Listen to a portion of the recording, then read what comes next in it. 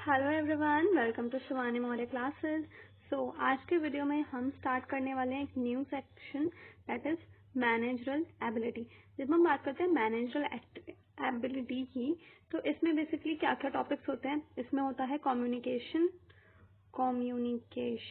और इसमें होता है सोशियोलॉजी। थोड़ा सा हम सोशल साइंस के बारे में देखते हैं, कौन कौन सी वेलफेयर कम्युनिटी वर्क कर रही है, सोसाइटी कैसे वर्क करती है वो हम देखते हैं।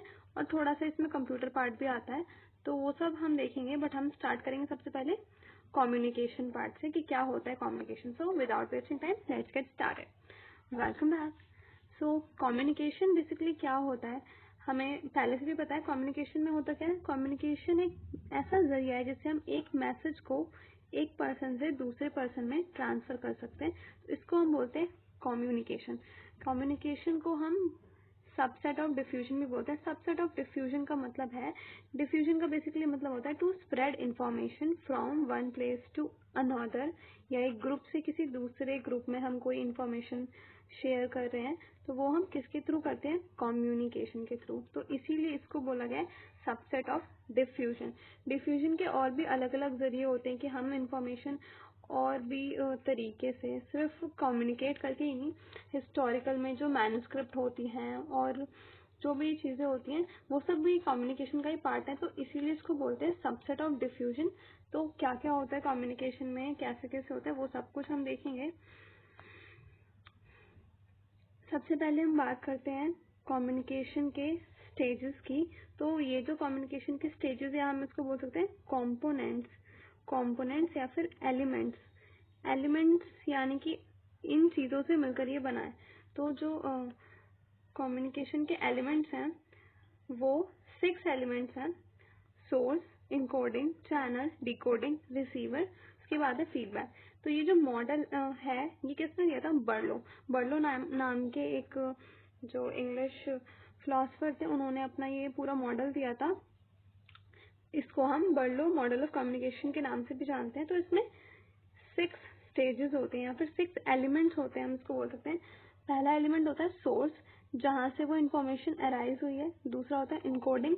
इनकोडिंग का मतलब एक ऐसा डिवाइस जिससे कि जो इंफॉर्मेशन है या जो सोर्स है वो एक नॉर्मल लैंग्वेज से कुछ साइंस और सिम्बल्स में कन्वर्ट होती है। फिर वो जाती है चैनल पे। चैनल एक ऐसा माध्यम बोल सकते हैं, मीडियम, जिसके जरिए जो इंफॉर्मेशन है वो ट्रांसफर हुई है। फिर होता है डिकोडिंग ऑफ मैसेज। डिकोडिंग का मतलब है कि जो मैसेज जो साइन और सिंबल की लैंग्वेज में था उसको अब नॉर्मल अंडरस्टैंडेबल लैंग्वेज में कन्वर्ट करना है। और फिर वो कन्वर्ट होकर पहुंचता है रिसीवर के पास।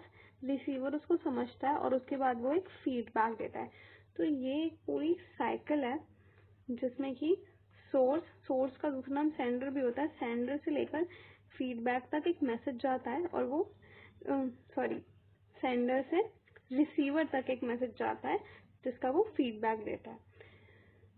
तो अगर हम इसको देखें तो ये बेसिकली एक साइक्लिक प्रोसेस होता है। साइक्लिक प्रोसेस का मतलब है कि जहाँ से स्टार्ट हुआ वहीं पर जाकर एंड हो जाता है। तो जैसे कि सेंडर होता है या फिर हम इसको सोर्स भी बोलते हैं। सेंडर के बाद ही इनकोड होके जो मैसेज है वो चैनल के थ्रू जाता है, डिकोड होता है, फिर रिसीवर के पास पहुंचता है। फिर रिसीवर उस मैसेज को समझता है और अपना फीडबैक देता है। फीडबैक या फिर इसको रिप्लाई या फिर रिस्पॉन्स भी बोल सकते हैं। इस जो पूरा प्रोसेस है कम्युनिकेशन का, इसमें एक और चीज होती है नॉइस को हम बैरियर भी बोल सकते हैं कि कभी कभार जो मैसेज भेजा वो क्लियर नहीं गया, कुछ रुकावट आ गई, तो वो रुकावट का जो कॉज हो सकता है वो नॉइज होता है, जो कि मैसेज के साथ मिक्स हो जाता है और जब रिसीवर तक पहुंचता है तो पूरी क्लियर इन्फॉर्मेशन नहीं पहुंचती। देन हम थोड़ा सा इनकोडिंग इन कम्युनिकेशन को समझेंगे। इनकोडिंग होता क्या है कि जो सेंडर है वो कुछ वर्ड्स और सिंबल या फिर पिक्चर्स के थ्रू अपना मैसेज रिप्रेजेंट करता है। तो ये जो वर्ड्स और सिंबल और पिक्चर्स हैं ये कौन सेंड कर रहा है, सेंडर। तो ये जो पूरा प्रोसेस है जिसके थ्रू वो अपने आइडियाज और इन्फॉर्मेशन को सिंबल के फॉर्म में कर रहा है, इस प्रोसेस को ही हम कहते हैं इनकोडिंग ऑफ मैसेज। सिमिलरली जब इसका उल्टा होता है तो हम उसको बोलते हैं डिकोडिंग ऑफ मैसेज, जिसमें कि अब पहले तो जो आइडिया था उसको सिंबल के फॉर्म में कन्वर्ट किया, अब क्या करना है, सिंबल को वापस से आइडिया या फिर इंफॉर्मेशन में लेकर आएंगे, तो इसको हम बोलते हैं डीकोडिंग। डीकोडिंग ऑफ मैसेज, यानी कि मैसेज को डीकोड करना। देन हम बात करेंगे फीडबैक की। फीडबैक बहुत ज़्यादा ज़रूरी है, क्योंकि जब सेंडर ने एक इन्फॉर्मेशन भेजी या कोई मैसेज भेजा और वो रिसीवर तक पहुंच गया, बट कैसे पता चलेगा सेंडर को कि रिसीवर को वो चीज़ समझ आई है नहीं, या उसे वो मैसेज सही से मिला है नहीं, तो वो कैसे बताता है, फीडबैक के थ्रू। वो सेंडर को फीडबैक भेजेगा और बताएगा कि हाँ मुझे आपका मैसेज समझ आ गया, या फिर क्या है उसका क्या रिप्लाई है, वो सब कुछ बताता है। तो इसको हम बोलते हैं action reaction interdependence in communication.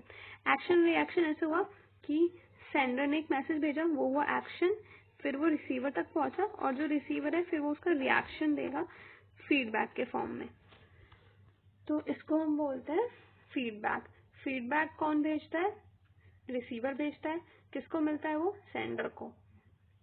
तो जो फीडबैक है वो एक रिप्लाई या फिर रिस्पॉन्स होता है जो कि सेंडर तक पहुंचता है। कौन पहुंचाता है उसे, रिसीवर। सो ये हुआ सेंडर और रिसीवर की पूरी साइकिल। फिर हम बात करेंगे पर्सपेक्टिव ऑफ कम्युनिकेशन, या फिर हम इसको बोलते हैं पॉइंट ऑफ व्यू। सिंपली हम इसको देखने का नजरिया भी बोलते हैं। जैसे कि पूरी दुनिया में सबका किसी एक आइडिया को लेकर जो नजरिया होगा वो बहुत अलग अलग होगा। जैसे कि अगर हम बात करें स्वीट्स की, तो स्वीट्स यानी कि मिठाई, तो अगर कुछ लोग हैं जो ऐसा सोचते होंगे कि मिठाइयाँ बहुत अच्छी होती हैं, कुछ लोग ऐसा सोचते होंगे कि नहीं मिठाइयाँ तो बहुत बेकार होती हैं, इनसे बीमारियाँ होती हैं। तो सबका हर एक पॉइंट को लेकर सोचने का जो नजरिया होता है वो अलग अलग होता है। उसी को हम बोलते हैं पर्सपेक्टिव ऑफ कम्युनिकेशन या फिर पॉइंट ऑफ व्यू। तो पॉइंट ऑफ व्यू का क्या फायदा है कि क्या इसकी इम्पोर्टेंस है। तो जो डिफरेंट पीपल होते हैं सबके डिफरेंट पर्सपेक्टिव होते हैं, और जब कम्युनिकेशन करते हैं तो हमें वो जो डिफरेंट पर्सपेक्टिव है वो समझना बहुत ज़रूरी है। जब हम उसको समझेंगे तभी हम कम्युनिकेशन अच्छे से कर सकते हैं। तो अगर हम बात करें कम्युनिकेशन की, तो ये क्रिटिकल हो सकती है, क्योंकि जितने अलग लोग होंगे उनके अलग अलग पॉइंट ऑफ व्यू होंगे। और ये मॉडर्न भी हो सकती है, बिकॉज मॉडर्न इसलिए कह सकते हैं हम क्योंकि मॉडर्न ज़माने में डिफरेंट फॉर्म्स ऑफ कम्युनिकेशन है। एसएनएस यानी कि सोशल मीडिया के थ्रू, चैट्स, क्रिप्ट्स है, क्रिप्टोग्राफी होती है, पाइथन होता है, कोड लैंग्वेजेस होते हैं। तो डिफरेंट डिफरेंट जो मॉडर्न वर्ल्ड में जरिया है, जिस मेथड्स हैं जिनके थ्रू कम्युनिकेशन किया जाता है। उसके बाद ये पोस्ट मॉडर्न भी हो सकता है। पोस्ट मॉडर्न होने का मतलब है कि जैसे जैसे जो वर्ल्ड है वो अराइज होगा, डेवलप होगा, तो लोगों के न्यू और डिफरेंट पर्सपेक्टिव बनते रहेंगे। तो इस चीज़ को हम बोलते हैं पोस्ट मॉडर्न। लेकिन जो कम्युनिकेशन है वो कभी भी डेमोक्रेटिक नहीं हो सकता। डेमोक्रेटिक नहीं हो सकता, इसका रीज़न है बिकॉज जो डिफरेंट पर्सपेक्टिव है वो ज़रूरी नहीं है कि डेमोक्रेसी उसे डिफाइन करे, या जो हमारी सरकार है वो किसी के सोचने के जरिए को नहीं चला सकते। वो सिर्फ कुछ नियम लागू कर सकते हैं, कोई बातें रख सकते हैं, लेकिन वो किसी के दिमाग को कंट्रोल नहीं कर सकते। इसीलिए जो कम्युनिकेशन है वो डेमोक्रेटिक नहीं हो सकता। इसके ऊपर क्वेश्चन आता है ऐसे कि द कम्युनिकेशन कैन बी, फिर 4 ऑप्शन होते हैं, क्रिटिकल, मॉडर्न, पोस्ट मॉडर्न और डेमोक्रेटिक। तो उसमें ध्यान रखना है 4 पॉइंट होते हैं, क्रिटिकल, मॉडर्न और पोस्ट मॉडर्न और डेमोक्रेटिक।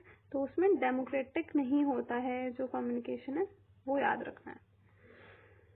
उसके बाद मूविंग ऑन हम देखेंगे कि कौन कौन से डिफरेंट टाइप्स ऑफ कम्युनिकेशन होते हैं। सबसे पहले होता है इंडिविजुअल कम्युनिकेशन। इंडिविजुअल कम्युनिकेशन हम कैसे करते हैं, एक ही किसी एक पर्सन से बात करें, तो बेसिकली इसमें हम काउंसलिंग देते हैं, उन्हें समझाते हैं कि ऐसे होता है, ये करना चाहिए। फिर होता है ग्रुप कम्युनिकेशन। ग्रुप कम्युनिकेशन में फोकस ग्रुप डिस्कशन होते हैं, कुछ लोगों का ग्रुप होता है, उसमें वो आपस में बात करते हैं। फिर ग्रुप फॉरम्स होते हैं, ग्रुप के पूरे चैट्स बने होते हैं, उसमें लोग अपने कमेंट्स और अपना पॉइंट ऑफ व्यू बताते हैं। फिर नोटिस बोर्ड होता है, नोटिस बोर्ड के थ्रू भी ग्रुप कम्युनिकेशन कर सकते हैं। नोटिस बोर्ड जो होता है वो ऑफिशियल कम्युनिकेशन होता है, जो हायर अथॉरिटीज जारी करते हैं, जिससे कि जो लोग हैं वो चीज़ें समझते हैं। इसके अलावा एड्स और मोड्स होते हैं। एड्स और मोड्स क्या होते हैं वो हम आगे पढ़ेंगे। उसके बाद हम बात करते हैं मास कम्युनिकेशन की। तो मास कम्युनिकेशन यानी कि बहुत ही बड़े लेवल पे बहुत सारे लोग हैं, उनसे हमें कैसे कम्युनिकेट करना है। तो बुलेटिन्स के through, leaflets, circular letters, posters होते हैं, रेडियो होता है, एग्जीबिशन होते हैं। तो इन सब के थ्रू हम मास मीडिया कम्युनिकेशन करते हैं। फिर बात आती है बहुत ही ज़्यादा इम्पोर्टेंट एरिया, पब्लिक कम्युनिकेशन। अब सरकार को एक बड़े लेवल पर पूरी पब्लिक के साथ कम्युनिकेट करना है, तो हम कैसे करेंगे? टीवी के थ्रू, टीवी पर जो एड्स आते हैं, advertisement, TV broadcasting, broadband networks होते हैं, उनके थ्रू जो लोग हैं, या फिर सिर्फ गवर्नमेंट ही नहीं, दैट से मेरी कोई कंपनी है तो मैं चाहती हूँ कि पूरी दुनिया के लोग या फिर एटलीस्ट मेरे जो कंट्री के लोग हैं उन्हें पता हो कि मेरी वो कंपनी है। तो वो हम कैसे करेंगे? अगर मुझे पूरे वर्ल्ड तक में फैलाना है तो मैं उसका टीवी पे एडवर्टाइजमेंट दे दूंगी, या फिर जो ब्रॉडबैंड नेटवर्क्स होंगे उनका यूज करके मैं पब्लिक कम्युनिकेशन कर सकती हूँ। उसके बाद हम बात करते हैं कि कम्युनिकेशन में इसको भी हम टाइप्स ही बोल सकते हैं, टाइप्स या फिर बेसिकली एस्पेक्ट्स बोलते हैं हम इसको, एस्पेक्ट्स ऑफ कम्युनिकेशन। इसमें होता क्या है कि एक होता है वर्बल कम्युनिकेशन, एक होता है नॉन वर्बल। वर्बल कम्युनिकेशन का मतलब है यूज ऑफ वर्ड्स, जब हम शब्दों का इस्तेमाल करके कम्युनिकेट कर रहे हैं, या तो लिख के, प्रिंट करके, बोल के, स्पीच देके। लेकिन एक दूसरा होता है नॉन वर्बल कम्युनिकेशन।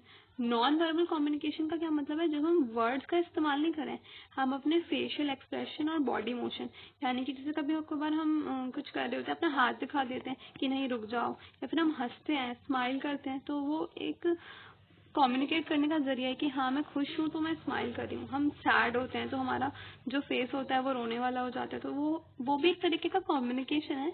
या फिर अगर कोई बच्चा है वो रो रहा है तो वो भी कम्युनिकेट कर रहा है कि वो परेशानी में है। तो ये सब, इसमें किसी ने कुछ बोला नहीं लेकिन उन्होंने फिर भी कम्युनिकेशन कर दिया। अगर हैप्पी फेस है तो मूड अच्छा है, सैड है तो मूड बेकार है, या फिर कुछ बुरा हुआ है, बट कोई रो रहा है तो उनके साथ कुछ गलत हुआ है। तो ये जिसमें कि हम वर्ड्स का इस्तेमाल नहीं कर रहे हैं, स्टिल हम कम्युनिकेशन कर रहे हैं, इसको हम बोलते हैं नॉन वर्बल कम्युनिकेशन। उसके बाद नेक्स्ट एक बहुत ही इंपॉर्टेंट टर्म आता है कम्युनिकेशन में, ICT। ICT की फुल फॉर्म होती है information and communication technology. Information और कम्युनिकेशन टेक्नोलॉजी का बेसिकली मतलब ये होता है कि टेक्नोलॉजी का इस्तेमाल करते हुए हम किसी भी इंफॉर्मेशन को ट्रांसमिट कर रहे हैं, फिर स्टोर कर रहे हैं, क्रिएट कर रहे हैं, फिर शेयर कर रहे हैं। यानी कि इंफॉर्मेशन को हम टेक्नोलॉजी के थ्रू कम्युनिकेट कर रहे हैं, तो इसको हम बोलते हैं ICT। ICT हम बहुत ही अलग अलग चीज़ों के थ्रू कर सकते हैं, बहुत सारे टाइप्स होते हैं इसके। टेलीफोन के थ्रू हम ऑडियो के जरिए ICT कर सकते हैं, रेडियो के जरिए कर सकते हैं, टेलीविजन के थ्रू, इंटरनेट के थ्रू। तो ये जो जितनी भी चीज़ें, ये सब टेक्नोलॉजी का पार्ट है, हम इसका इस्तेमाल करते हुए कम्युनिकेट कर रहे हैं, तो इसी को हम बोलते हैं इंफॉर्मेशन कम्युनिकेशन टेक्नोलॉजी। क्या क्या होते हैं ये एड्स और क्या क्या इनके टाइप्स होते हैं, किस किस तरीके से हम इनको यूज करते हैं, ये हम देखेंगे अगले वीडियो में। आज के लिए बस इतना ही। सारी चीजें रिवाइज करते रहना।